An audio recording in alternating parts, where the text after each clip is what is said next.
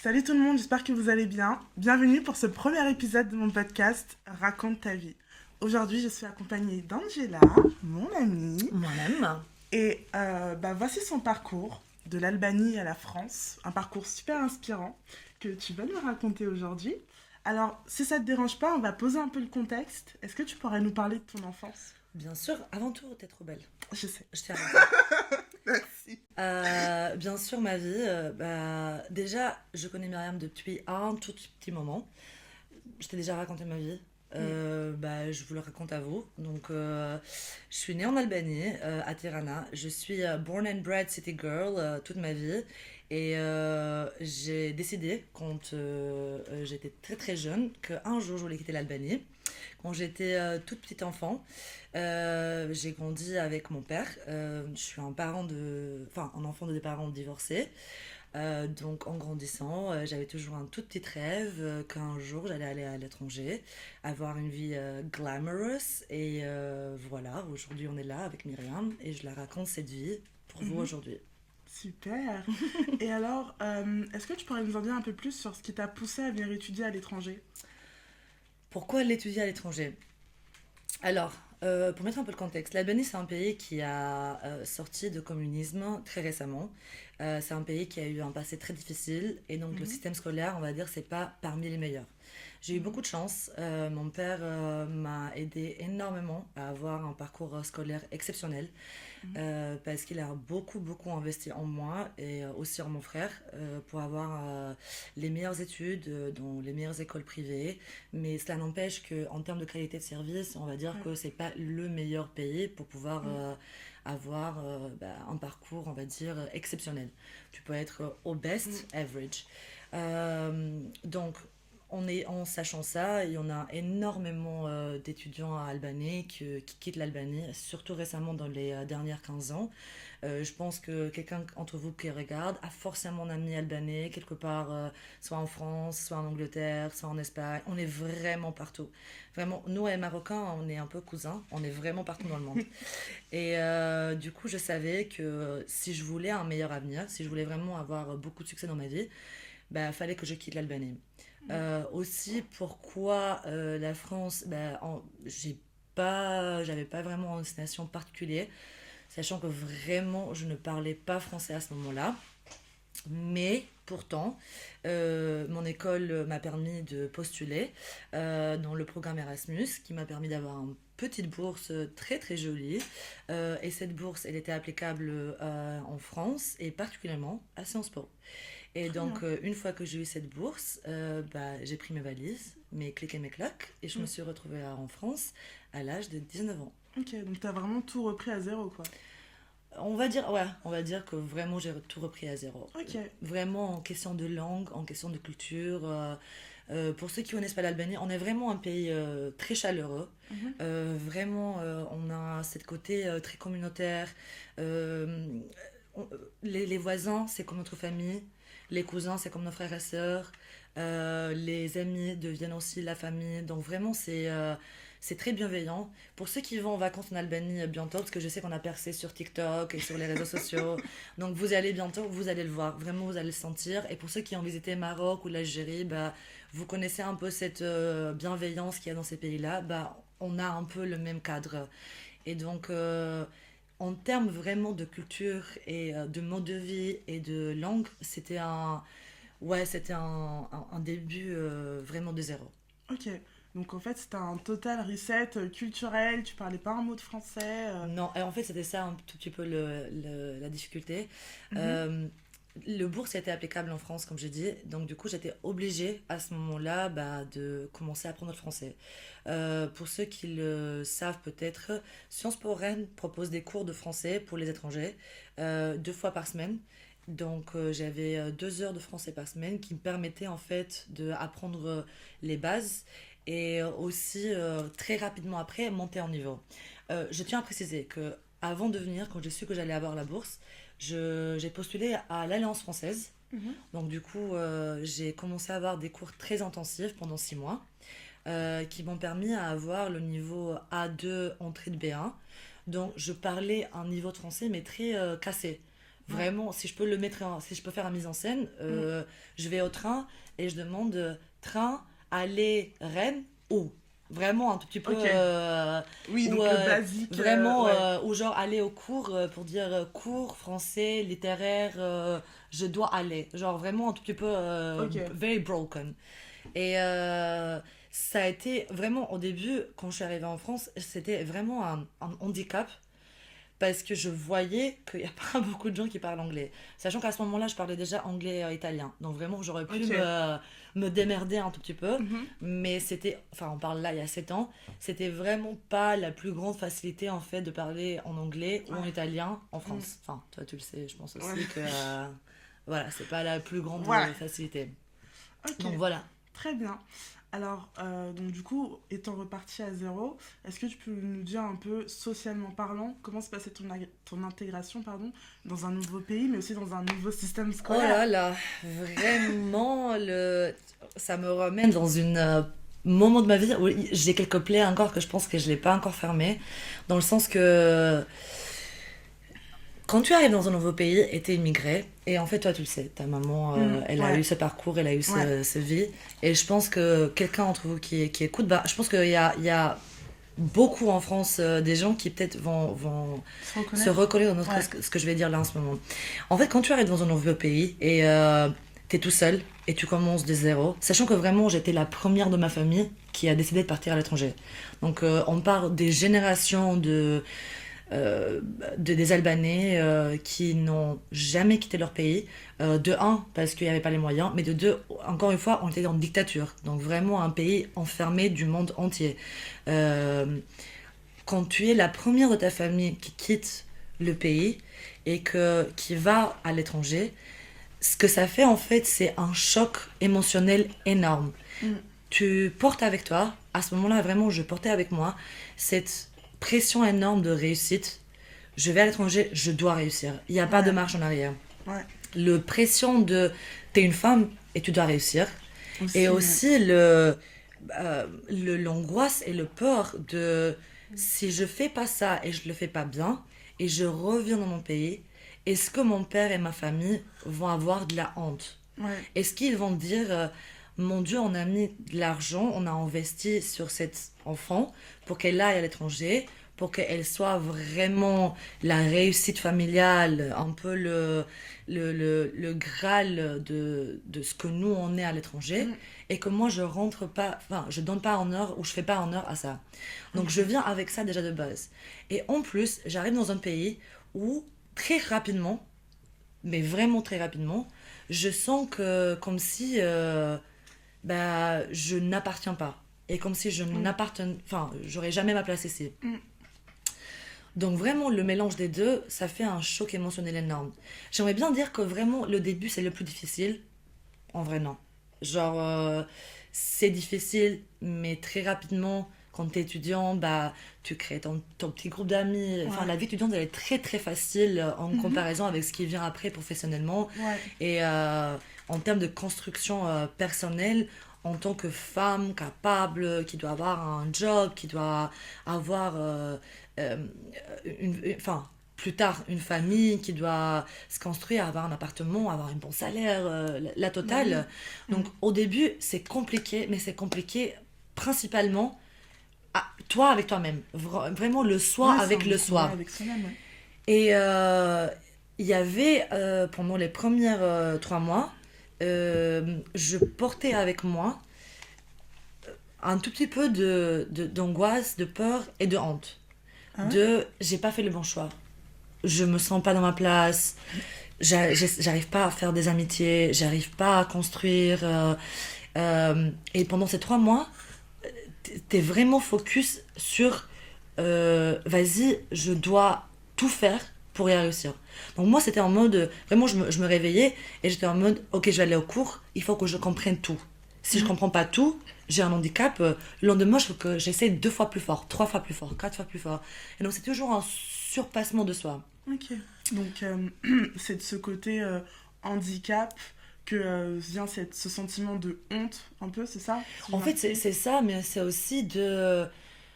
Ouais, pourquoi j'y arrive pas? Enfin, Ouais, je vais dire ça comme ça. J'ai pas été le meilleur des étudiants en travaillant beaucoup. Il y aura peut-être des gens qui vont le comprendre. Les choses, elles m'ont venu facilement dans ma vie. J'ai toujours eu des très très bons résultats quand j'étais en Albanie, mais c'était pas parce que je passais mon temps derrière mon PC ou derrière mes livres en train de m'acharner sur les études. Oui, hein. J'étais un bon étudiant, un très bon étudiant, mais par facilité. Donc quand j'arrive en France et donc du coup je parle pas très bien français et je suis à Sciences Po et je vois des très très très très très bons étudiants avec des parcours incroyables qui ont des capacités intellectuelles et critiques extraordinaires. Et moi avec mon petit français que je dois prendre 40 000 notes et même en prenant 40 000 notes je suis même pas à moitié de leur niveau, je sens que je suis en train de perdre le contrôle.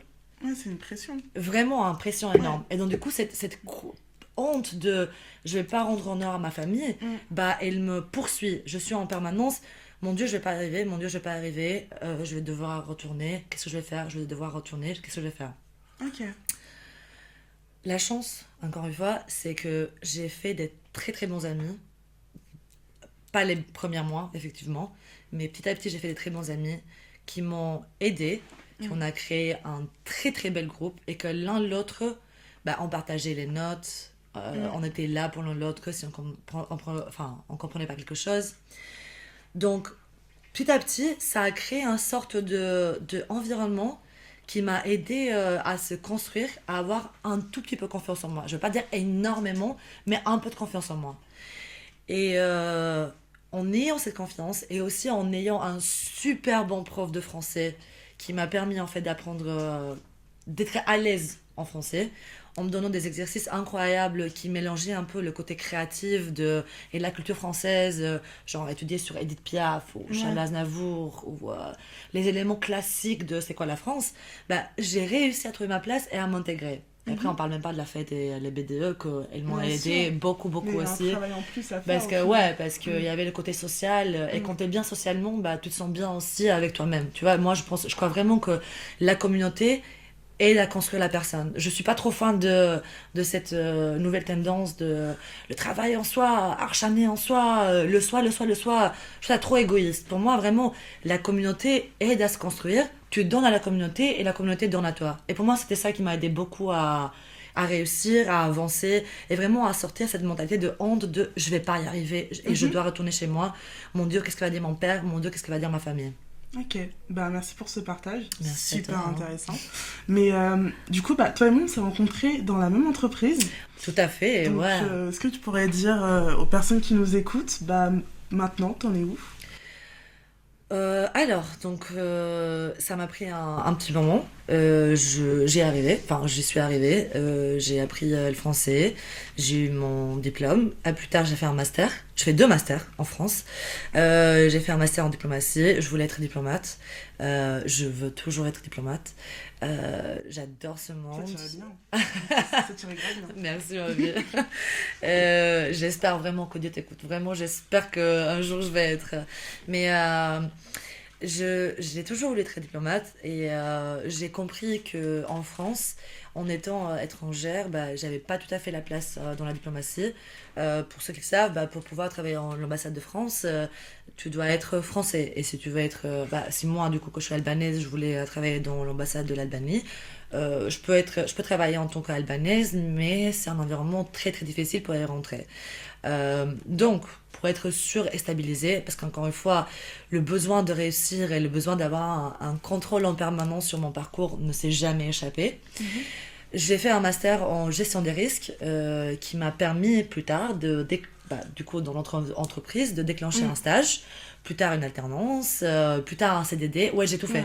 Plus tard un CDD, un intérim et finalement le Graal, un CDI. Ouf. Donc depuis 3 ans, quand je t'ai rencontré du coup, Ouais. j'étais en CDI et j'avais finalement l'impression d'avoir réussi. Une stabilité. Pour la première fois de ma vie, j'étais en mode j'ai réussi. Mais effectivement, entre le moment de réussir et le moment ce qu'il y a avant cette en permanence, cette quête en permanence de j'ai un but et je dois atterrir ce but et être finalement stable dans ma vie. Et pour moi, le but c'était d'avoir un CDI en France pour avoir un avenir assuré, entre guillemets, même si on sait très bien que ça veut rien dire avoir un CDI. Hein. Ouais. Il y avait beaucoup de problèmes. Enfin, il y a eu beaucoup de difficultés. Ok. Et par difficulté, est-ce que d'ailleurs tu pourrais nous faire part du coup des défis professionnels mais aussi personnels que tu as dû traverser? Ouais, donc en vrai, voilà, un des premiers défis personnels, professionnels que j'ai eu, avant que je parle des défis personnels, c'était effectivement, en fait, je voulais vraiment pouvoir me stabiliser et réussir en France. Et j'ai donné beaucoup dans tout ce que je faisais. Comme j'ai dit, les choses me venaient facilement la plupart du temps, mais avec le temps, j'ai appris que pour avoir quoi qu'il en soit, quand tu es immigré, c'est vrai qu'il faut donner plus, mais vraiment plus, que n'importe quelle autre personne qui est née ici en France, Ouais. parce que tu pars avec un tout petit peu un handicap. Euh, j'ai donné énormément dans mon stage, j'ai donné énormément dans mon alternance, et je suis un people pleaser. J'aime beaucoup, beaucoup Mm. faire plaisir aux gens, Mm. par peur que je ne vais pas être Aimé. aimée ou je ne vais Ouais. pas être au niveau. Donc, dans mon travail, personnellement, j'ai effacé beaucoup de parties de moi, de d'où je venais, de qui j'étais. J'ai rarement. Et même ça, je t'avais dit avant de commencer, c'est vraiment un exercice extrêmement particulier, ce que je suis en train de faire. Je Ouais. parle jamais de moi-même. Mm. Et précisément parce que dire d'où je viens, ça a toujours été un grand challenge. Je sais pas vraiment dire, bah écoute, voilà, c'est ça mon parcours, c'est ce que j'ai fait. C'est ultra compliqué. Donc, vraiment, même au travail, je ne disais jamais rien. J'étais vraiment à un sorte de outil multifonctionnel, un couteau suisse de bah, je fais tout ce que vous avez besoin juste pour pouvoir avoir ma place. Mhm. Donc j'ai passé énormément de temps à m'effacer en tant qu'individu, jamais m'écouter. Et j'étais en permanence en quête de je dois réussir, je dois être aimée par ces personnes. Et si les gens ils m'aiment et je suis suffisamment parfaite pour ma tutrice de stage, pour mes collègues, pour les gens qui m'entourent, pour l'entreprise, bah finalement je vais être acceptée. Ok. Donc ça m'a mis une pression énorme mentale et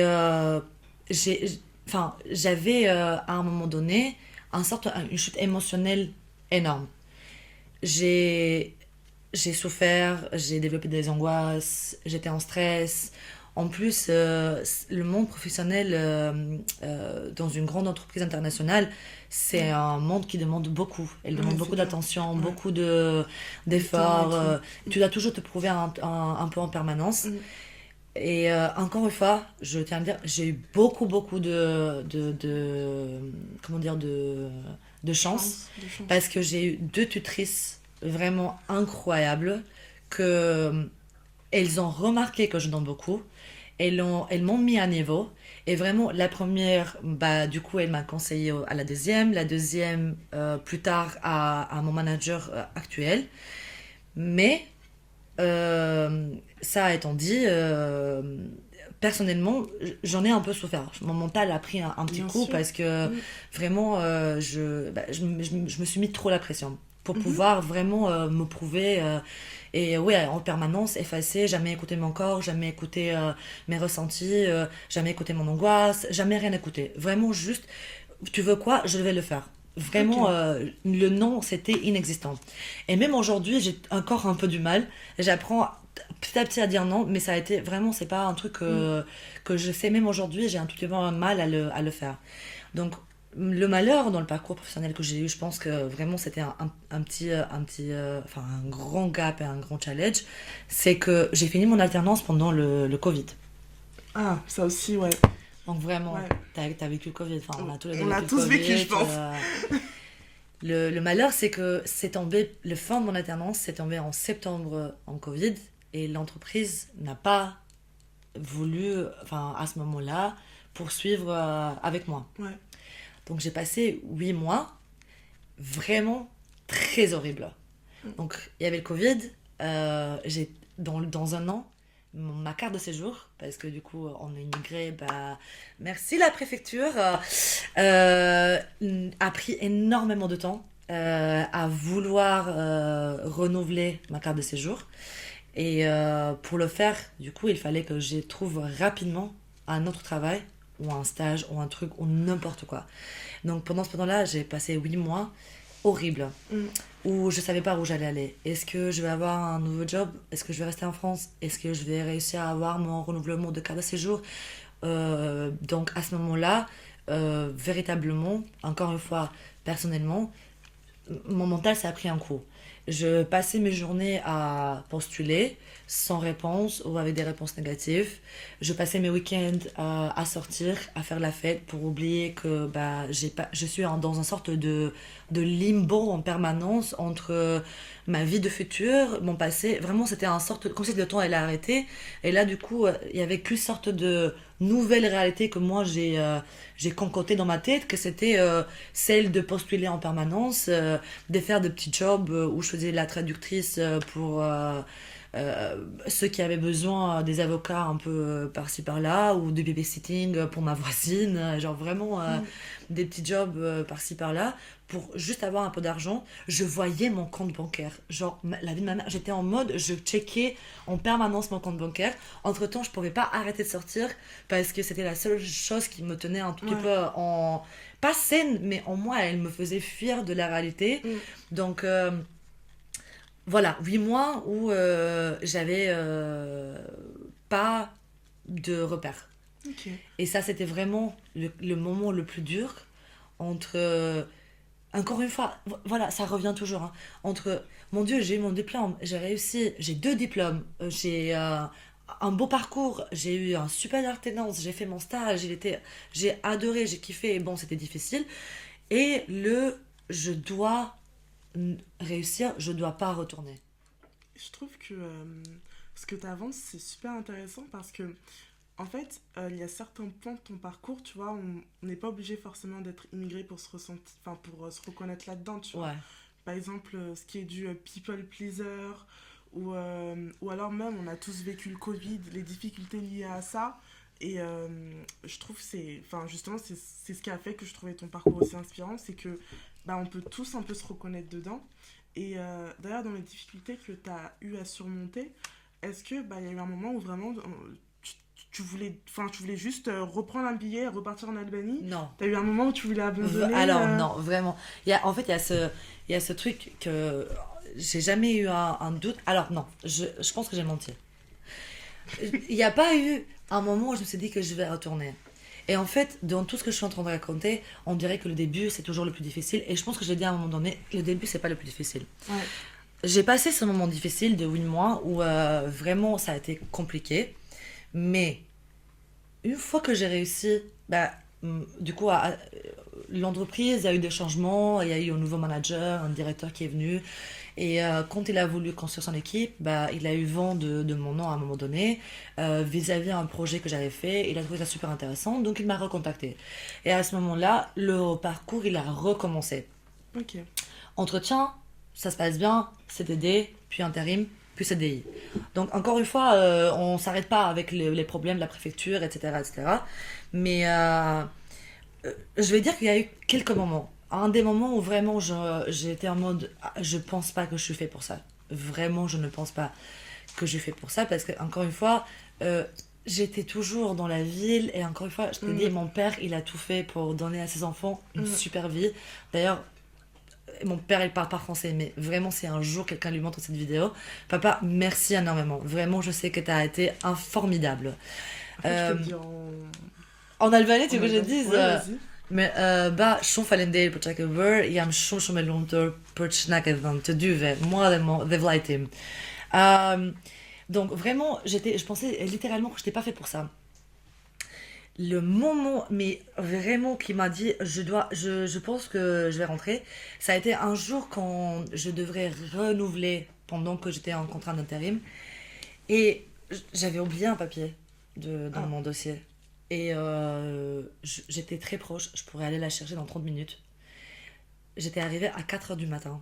À 4 heures du matin, j'avais attendu jusqu'à 8 heures pour pouvoir rentrer. À 8h, j'arrive à rentrer. Je suis parmi les premiers. On m'appelle mon prénom. Je suis la 6e personne. Je vais devant les guichets. Vraiment, je tremble. Je suis là, j'étais en mode... Vraiment, il me reste une semaine. Une semaine, je dois déposer mon dossier. Et commence à voir mon dossier. Elle me dit, bah, madame, vous avez oublié d'imprimer ce document. Non. Et je pense que c'était vraiment genre un truc de mon hébergement. Donc là, à ce moment-là, je commence à flipper et je lui dis, ok, d'accord, vous avez l'imprimante, je peux l'imprimer là dans 2 secondes. Non, on n'a pas d'imprimante. Bah, Sérieux? je lui dis, bah, je suis moi à côté, je peux aller l'imprimer. Donnez-moi 20 minutes, je suis là. Madame, on n'a pas le temps, il y a quelqu'un d'autre qui va venir après vous, donc vraiment, reprenez le rendez-vous. Sachant que pour prendre un rendez-vous, c'est 3 mois d'attente. Donc, Non. à ce moment-là, je sens les larmes remonter. Mm. Je sens qu'elle n'a Bah pas ouais. d'empathie. Je sens que là, je n'ai rien à faire. J'essaye de négocier, j'essaie d'être sympa, de lui dire vraiment, s'il vous plaît, s'il vous plaît, s'il vous plaît. Ça passe pas. À ce moment-là, je commence à le tourner à l'envers, je commence à crier. Parce que vraiment, à un moment donné, tu sais même plus quoi faire. Bah oui. Donc je commence à crier, il y a son manager qui arrive. Et là, je me fais escorter à l'extérieur carrément. Ah ouais. Donc, à ce moment-là, je sors à l'extérieur. Je sais qu'ils vont devoir interrompre mon contrat d'intérim, ce qui s'est arrivé. Donc, je me retrouve 3 mois encore au chômage. Et pendant ces 3 mois-là, bah, je suis en mode, bah, en fait, pourquoi toute cette galère? Pourquoi je dois... Ça fait en permanence que je surpasse galère, en galère, ok, avec le sourire. À un moment donné, peut-être ou deux, j'ai pleuré, oui, d'accord, j'ai eu un chute, ok. T'as le droit de Mais pleurer. vraiment, tu vois, j'ai Ouais. vraiment tout surmonté. Et à ce moment-là, je suis en mode, mais est-ce que vraiment ça vaut le coup? Mm. Est-ce que vraiment j'ai envie de faire ça? Bah, je sais pas comment, mais j'ai une tendance incroyable. Enfin, j'ai un don à faire oublier les choses, à passer à autre chose très rapidement. Je n'arrive pas à assimiler le mal. Et je passe rapidement à autre chose. Et je sais pas, la vie, elle m'a toujours aidé à comportementaliser. C'est ça le mot? Je sais pas. Voilà. À comportementaliser. Mais voilà, à séparer les choses dans ma tête et me dire, je dois faire ci, je dois faire ça. Et pour pouvoir faire ci, pour pouvoir faire ça, je dois oublier le reste. Et donc j'ai oublié encore une fois. J'ai réussi, j'ai renouvelé. Et c'était à ce moment-là vraiment, ouais, je me suis dit, je dois retourner. Mais véritablement, il y a eu un autre moment, et c'était très récemment. Il y a 6 mois, après Ah. avoir eu mon CDI, après avoir tout eu. Parce qu'en fait, on pense souvent que le parcours pour atteindre ton but, c'est ce qui est difficile. Mm. Et vraiment, là, dans ta vie, tu as beaucoup d'ambition. Mm. N'est-ce pas? Ce podcast en est un. Ton YouTube. Je sais que tu as des grands rêves un jour pour être directrice. J'espère d'une grande entreprise. Donc vraiment, le moment où tu as des ambitions et tu as des rêves, c'est difficile. C'est difficile de les atteindre parce qu'en fait, enfin, quand tu as un faille, quand tu as un problème, quand tu as une chute, c'est compliqué, ça te donne un coup. Mm. Mais le fait que tu as des rêves et des ambitions, ça te fait toujours aller dans la direction de dire, bah, je sais que je dois aller là-bas, et pour le parcourir, je vais aller, enfin, je vais tomber, je vais remonter, je vais aller, je vais retomber. Une fois que tu l'as atteint, et t'as finalement le truc. Donc moi, finalement, j'ai mon CDI, j'ai un carte de séjour pluriannuel. Bientôt, j'espère, je vais pouvoir faire ma demande de nationalité. Et espérons que je vais vraiment atteindre ce qui est mon but ultime. Bah, je vais avoir mon nationalité française et peut-être finalement aller vers la route de la diplomatie. Mais bon, j'ai le truc que je voulais, une belle job dans une belle entreprise, vraiment stabilisée. Une fois que tu as atteint ça, tais-toi avec toi-même. Vraiment, Ouais.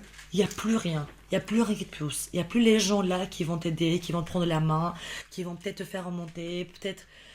Il n'y a pas vraiment que toi avec toi-même. Oui, il y a tes potes, oui, il y a peut-être ton partenaire, oui, il y a peut-être tes parents de loin, mais c'est pas pareil, c'est pas le même... mais vraiment, il n'y a que toi avec toi-même. Et donc, il y a 6 mois, j'ai eu un petit doute. Mm. J'ai eu encore un petit doute, parce que, encore une fois, bah... faut pas oublier, et je l'oublie souvent, voilà, je sais maintenant, je parle très bien français, je suis à l'aise. Donc, quand je vais quelque part, malgré mon petit accent, les gens, ils oublient que je suis étrangère. Mm, Ça m'arrive souvent que les gens, ils oublient que je suis pas commun. mm. Et ça, dans plusieurs communautés. Genre, par exemple, j'ai appris à parler derija marocain. Et c'est un langue que personne ne parle. C'est vraiment inutile pour la plupart des Arabes, à part les Marocains. Donc, je vais dans cette communauté-là, et pareil, maintenant que je suis à l'aise de parler, ils oublient à des moments que je suis pas commun. Et pareil avec les Anglais, je suis très à l'aise en anglais. Et même eux, ils oublient que je suis pas commun. Donc, du coup, j'ai cette capacité à vraiment m'intégrer un tout petit peu partout, et même dans mon métier, même avec mes collègues.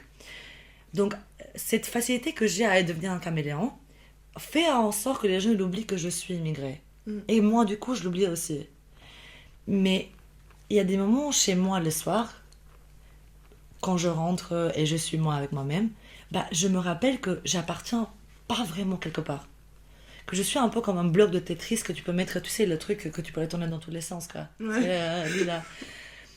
Que je peux un peu appartenir dans tous les coins différents des communautés auxquelles je fais partie, Mm. mais sans jamais vraiment faire partie. Et ça aussi avec mes collègues, et ça aussi avec mes potes, et ça aussi... Donc, quand je rentre chez moi en Albanie, là, je le sens aussi, même là-bas. Il y a un super livre que j'ai lu récemment de Giovanni's Room de James Baldwin où le personnage il dit une phrase super importante. Il dit quand t'es étranger, enfin c'est un Américain qui est venu en France et il dit quand t'es étranger et tu vis dans un pays inconnu, bah, tu crées cette sorte de faux vision de la maison, le chez Ouais. soi. Ouais. Et tant que tu penses que chez soi c'est pas là où tu es, bah tu peux toujours en permanence chasser ce chez soi. C'est beau. Ouais. Exactement. Je trouve ça incroyable. Et je pense que vraiment pour moi, c'est aujourd'hui, c'est le truc qui m'a. Voilà, que j'ai Qui te parle. toujours, que j'ai toujours un peu du mal. Ouais. Donc, professionnellement, j'ai trouvé un peu ma place, sans plus.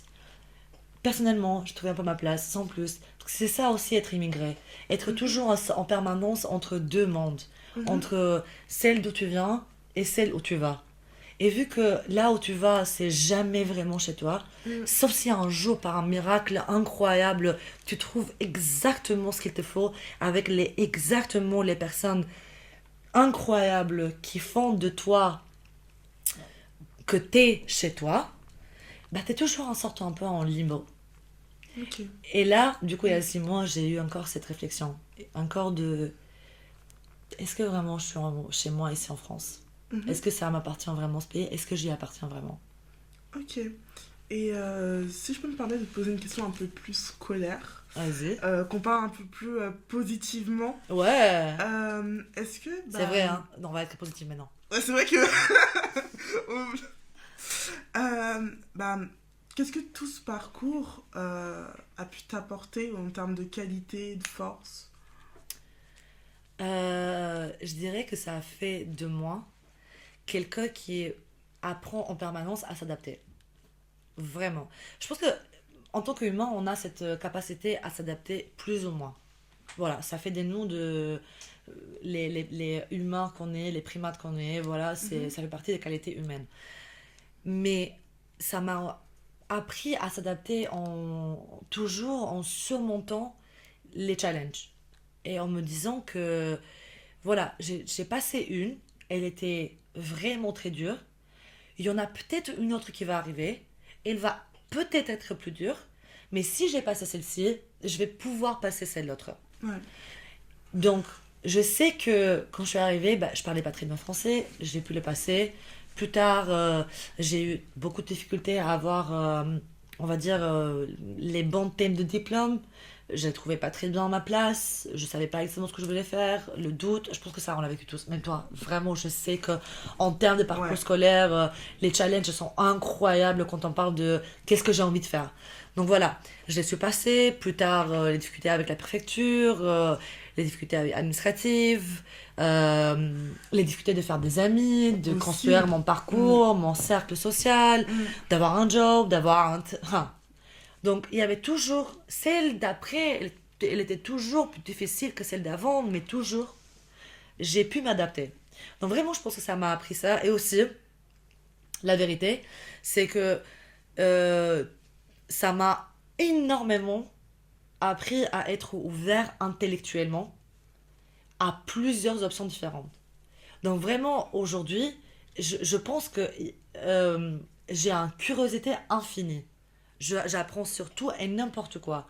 Sur vraiment un panoplie entre la philosophie, le maths, les langues, les cultures, ethnographie, linguistique. Genre vraiment tout et n'importe quoi. Parce que j'ai appris que le plus que tu es ouvert à apprendre et à vouloir apprendre, bah, le plus que le monde, elle s'ouvre à toi aussi. Exactement. C'est tellement important la culture. Enfin, je trouve que c'est quelque chose qui est pas assez mis en avant. Ouais, ah bon, Mm. enfin, tu prêches un convaincu parce que j'ai remarqué vraiment que il y a dans les approches sociales, il y a cette volonté en fait de s'approcher toujours de la point de vue de soi, le moi, tu sais, le Toujours. fameux Ouais. le moi.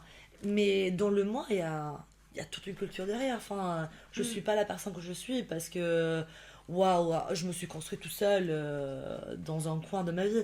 C'est vraiment parce que j'ai grandi en Albanie avec bah, cette communauté. Plus tard, parce que dans ma vie, j'ai rencontré des, bah, beaucoup d'amis ivoiriens, sénégalais, d'île des Réunions qui m'ont appris eux aussi certains aspects de leur culture, plus tard des Marocains, des Algériens, des Italiens.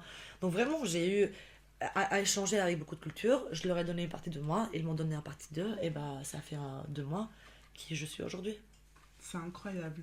Franchement, c'est. J'adore le discours que tu tiens. C'est Merci, super ma vie. inspirant. Et du coup, c'est une question un peu. Voilà, mais qu'est-ce qui te motive aujourd'hui à continuer? Ouh là là, qu'est-ce qui me motive aujourd'hui? Vraiment, c'est la question que moi aussi je me pose exactement aujourd'hui. Euh, En vrai, ce qui me motive aujourd'hui, vraiment, je me suis posé la question et euh, je dirais vraiment explorer ma créativité. J'ai là, récemment, je suis entourée par des gens très créatifs. J'ai des amis qui sont designers Mm. euh, avec des grandes marques, donc ça m'inspire énormément. Des amis qui sont musiciens, des amis qui sont DJ, des amis qui travaillent au cinéma. Bah Mm. toi, qui fais des podcasts, qui fais YouTube. Donc je pense que c'est une partie de moi, bah, comme je disais tout à l'heure, j'ai renié beaucoup de moi-même, Mm. de la personne qui je suis, pour pouvoir réussir dans un monde de corporate. Vraiment Ouais. le famous American corporate, corporate life, Siren Office Girl. Vraiment, c'était le personnage que je voulais incarner et que Mhm. bah, j'ai réussi à l'incarner. Donc aujourd'hui, ce qui me motive vraiment, c'est de vouloir et pouvoir explorer une partie plutôt créative de moi-même. Et aussi, vraiment, ouais, comme je disais tout à l'heure, bah, continuer dans ce monde apprendre plutôt dans ce monde de corporate qui me donne énormément beaucoup d'avantages et des atouts que plus tard peut-être je pourrais utiliser dans un rôle, pourquoi pas, On espère. de diplomate que j'aimerais tellement, tellement. Et vraiment, le mariage des deux, bah, ça serait une sorte de rêve parfait. Donc, le futur diplomato creative girl, c'est un peu le nouveau caractère que je voulais incarner. Bah, en tout cas, je te souhaite vraiment d'accomplir tes objectifs. Merci, ma vie, vraiment merci. Si ça te va, on va conclure sur une dernière question. Avec plaisir. Qu'est-ce que tu... Parce que le but de ce podcast, c'est vraiment d'inspirer des personnes qui pourraient être dans ta situation, enfin, ou alors qui ont traversé, enfin, qui sont actuellement dans une étape de ton parcours. Quel conseil est-ce que tu pourrais donner à une personne qui est dans une situation Hmm. difficile et qui pourrait se reconnaître du coup dans ton profil? Hmm. Il y a tellement de choses qui me viennent dans la tête, mais une en particulier. En vrai, entourez-vous des bonnes personnes. Vraiment. Je pense que c'est super important. Ouais. entourez-vous des amis que vous aimez. Ceux que vous aimez pas, vraiment lâchez-le. Entourez-vous des gens qui peuvent vous apprendre quelque chose. J'avais 2 tutrices incroyables, c'était un peu par chance, on va dire, mais vraiment, une fois que j'ai compris ce qu'elles pouvaient m'apporter, j'ai tendu l'oreille en permanence pour pouvoir apprendre. Et